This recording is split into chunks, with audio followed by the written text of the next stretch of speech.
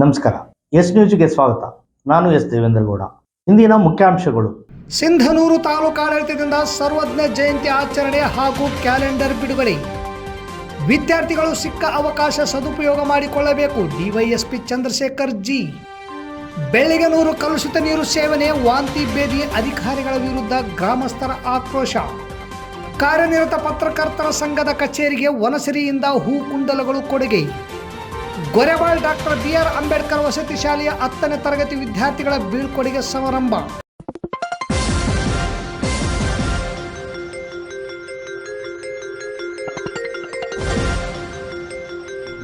S news, ಇದು ನಿಮ್ಮ ಧ್ವನಿ.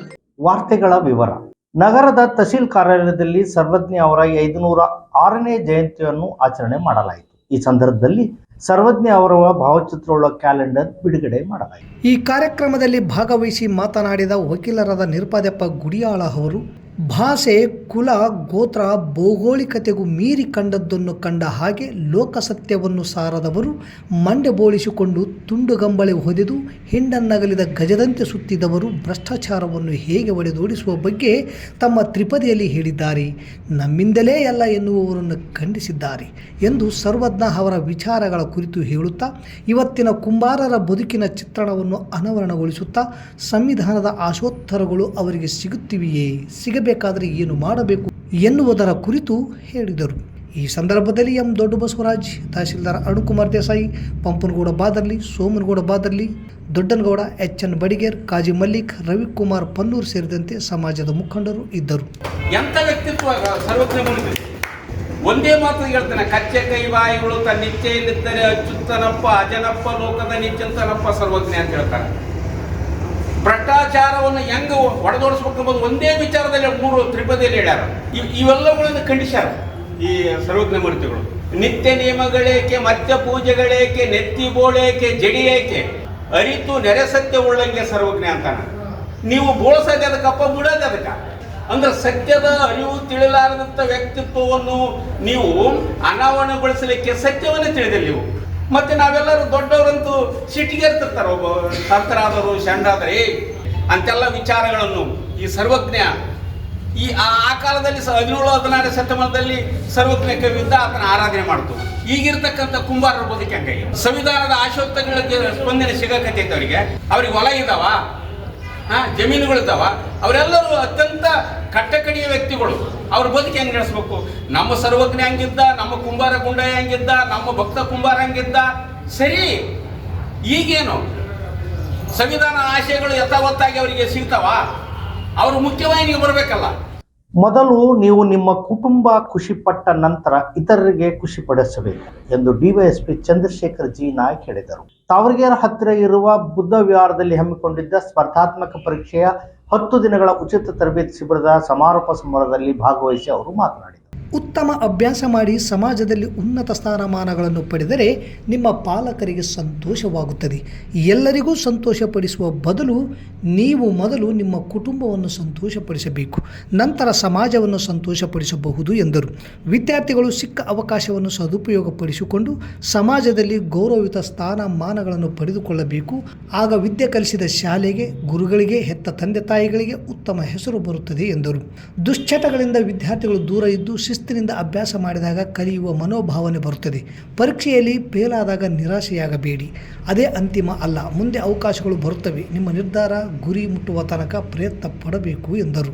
ಉಪನ್ಯಾಸಕರಾದ Venkatesh Shiraguppa, Tayappa Aniketan college Sindhanur, Annapurna Aditya college Sindhanur, PDO Prakash Patil Nayak ಹಾಗೂ ವಿದ್ಯಾರ್ಥಿಗಳು ಸೇರಿದಂತೆ ಇನ್ನಿತರರು ಇದ್ದರು. ಡಿವೈಎಸ್ಪಿ ಚಂದ್ರಶೇಖರ್ ಜಿ ನಾಯಕ್ ತಮ್ಮ ಸ್ವಂತ ಹಣದಿಂದ ವಿದ್ಯಾರ್ಥಿಗಳಿಗೆ 10 ದಿನಗಳ ಕಾಲ ಉಚಿತ ಸ್ಪರ್ಧಾತ್ಮಕ ಪರೀಕ್ಷೆ ನಡೆಸಿ ವಿದ್ಯಾರ್ಥಿಗಳಿಗೆ ಊಟದ ವ್ಯವಸ್ಥೆ ಮಾಡುವ ಜೊತೆಗೆ ಬ್ಯಾಗ್ಗಳನ್ನು ನೀಡಿ ಪ್ರತಿಭಾವಂತ ವಿದ್ಯಾರ್ಥಿಗಳಿಗೆ ಸಹಾಯ ಮಾಡುವ ಮೂಲಕ ಶಿಕ್ಷಣದ ಬಗ್ಗೆ ತಮಗೆ ಇರುವ ಕಾಳಜಿ ತೋರಿಸಿದ್ದು ಅಧಿಕಾರಿ ನಡೆಗೆ ಜನರು ಮೆಚ್ಚುಗೆ ವ್ಯಕ್ತಪಡಿಸಿದ್ದಾರೆ. ಕಲುಷಿತ ನೀರು ಸೇವನೆಯಿಂದ ಜನರ ದೇಹದ ಮೇಲೆ ಗುಳ್ಳೆ ಬಂದ ಕಾರಣ ಜನರು ಭಯಭೀತರಾಗಿ ಅಧಿಕಾರಿಗಳ ವಿರುದ್ಧ ಆಕ್ರೋಶ ವ್ಯಕ್ತಪಡಿಸಿದ ಘಟನೆ ಬೆಳ್ಳಿಗನೂರು ಗ್ರಾಮದಲ್ಲಿ ಕಂಡುಬಂತು. ಮಸ್ಕಿ ತಾಲೂಕಿನ ಗೌಡನಬಾವಿ ಗ್ರಾಮ ಪಂಚಾಯಿತಿ ವ್ಯಾಪ್ತಿಯಲ್ಲಿ ಬರುವ ಬೆಳ್ಳಿಗನೂರು ಗ್ರಾಮದ ಜನರಿಗೆ ಕುಡಿಯುವ ನೀರು ಒದಗಿಸುವ ಪೈಪ್ ಲೈನ್ ಒಡೆದು 3 ತಿಂಗಳಾಗಿದೆ.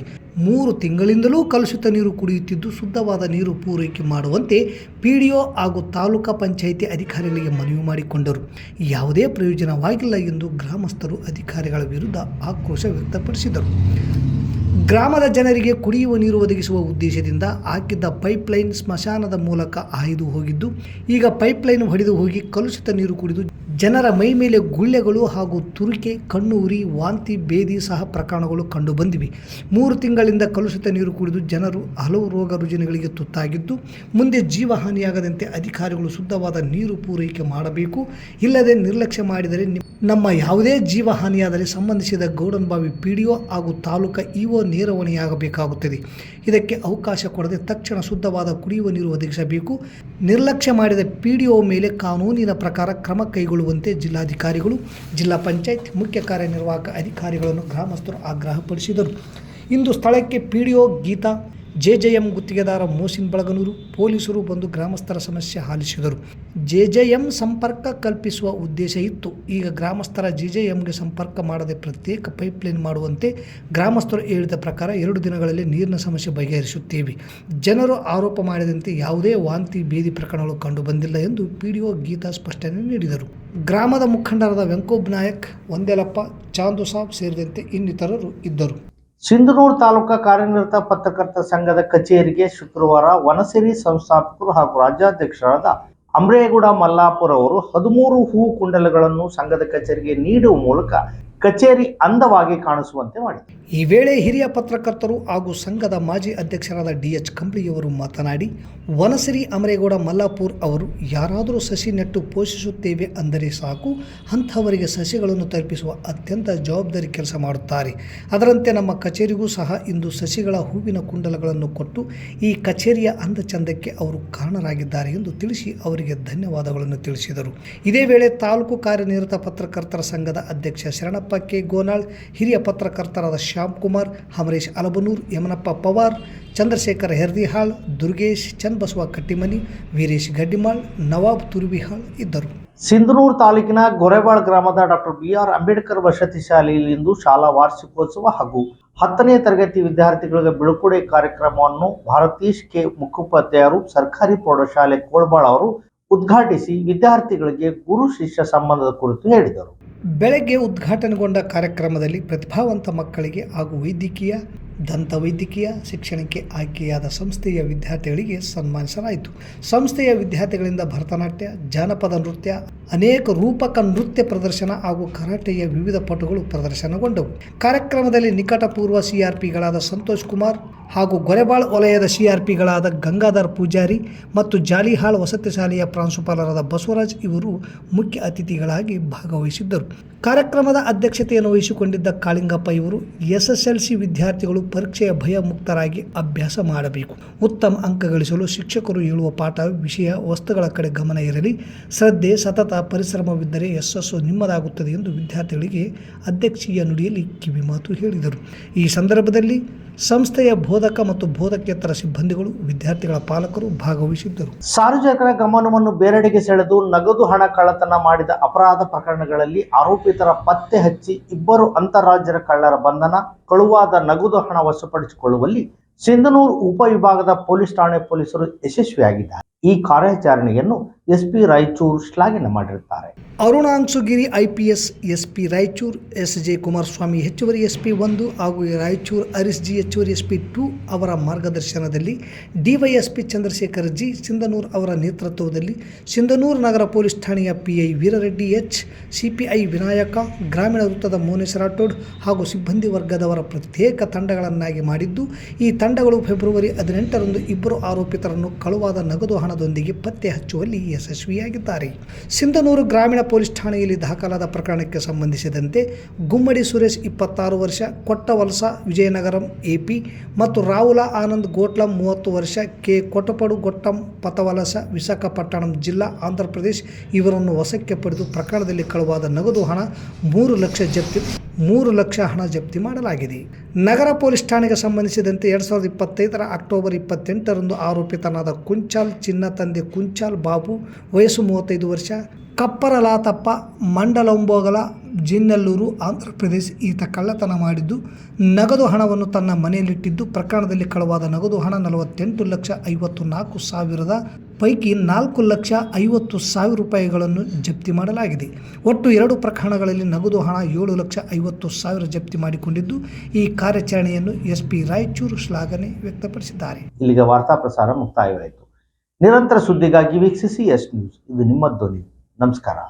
ಪ್ರಪ್ರಥಮ ಬಾರಿಗೆ 51 ಜೋಡಿ ಸಾಮೂಹಿಕ ವಿವಾಹ ಕಾರ್ಯಕ್ರಮ ಕರ್ನಾಟಕ ರಾಜ್ಯ ಛಲವಾದಿ ಮಹಾಸಭಾ ಸಿಂಧನೂರು ತಾಲೂಕು ಘಟಕದಿಂದ ಹಮ್ಮಿಕೊಳ್ಳಲಾಗಿದೆ.